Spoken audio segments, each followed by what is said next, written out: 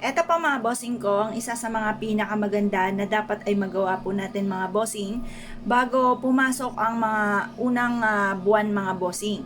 Or kaya sa mga huling Martes o huling Biyernes, unang Martes, unang Biyernes, mainam na subukan nyo po ito. Ito pa mga bossing ko ay ang ating asin. Ang gagawin lamang po natin mga bossing ko, ibubudbud po natin to dito mga bossing yan, yung ating asin.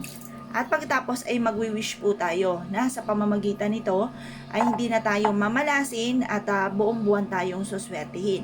At mas magiging masagana ang ating pong pamumuhay. Ganyan lang po ang inyo pong gagawin mga bossing. Ugalin nyo po ito sa mga unang araw ng pasok ng buwan or kaya po mga bossing ko, huling Martes at huling Biyernes mga bossing. Ito pa mga bossing ko, isa sa mga subok na at paborito ko rin na gawin mga bossing ko pagdating sa usapin ng asin. Kasi ang asin mga bossing ko ay mabisang pang cleansing, nagtataboy po ito ng mga kamalasan at ito po ay nag-a-attract ng swerte. Pagdating sa usapin ng mga punsoy, ang the best po mga bossing ko ng pang-cleansing ay ang asin. Kagaya na na-share ko nga po sa inyo, sa isang resort na pinuntahan namin, ay napakaraming tao, fully book na po sila at hindi na halos tumanggap ng mga walk-in dahil sa punong-puno na ang kanilang resort mga bossing. At doon ay napansin ko, may malaki silang bowl ng asin mga bossing ko sa main entrance ng kanyang negosyo. Samantalang ang mga katabi po niyan mga bossing ay halos wala ng tao, halos napakatahimik at kumbaga konti na lang ay magsasara na mga bossing.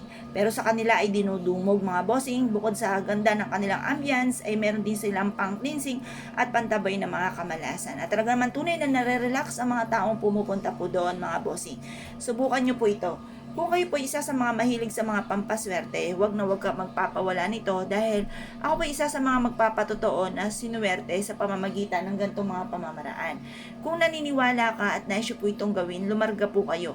Dahil ito po ay makakatulong upang sa ganon ay mabilis yung ma-achieve ko anuman po ang mga ninanais ninyo. Proven po ito mga bossing. Ngayon pa mga bossing, kung naniniwala ka, subukan nyo po itong gawin. Linisin nyo muna yung CR po ninyo mga bossing.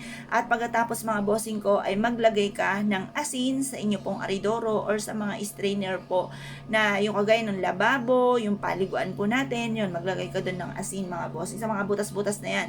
Sa mga kusina rin po ninyo, maglagay din po kayo. Kasi minsan, ang pinahahalagahan lang lagi natin ay sa may main door. Hindi na masyado natin napapansin yung mga butas-butas na ganito mga bossing ko na dinadaluyan ng mga madudumi mga bossing. Lalo na sa gabi, maraming mga lumalabas dyan. Kung hindi po yan malinis, hindi kayo maglalagay ng ganito kung ano-ano ang papasok po dyan or maglalabas-masok ng mga bad spirit or negative po mga bossing. Kung kayo po isa sa mga naniniwala at naisyo po itong gawin, huwag ka na magpatumpik-tumpik pa, subukan nyo po ito, proven po ito mga bossing.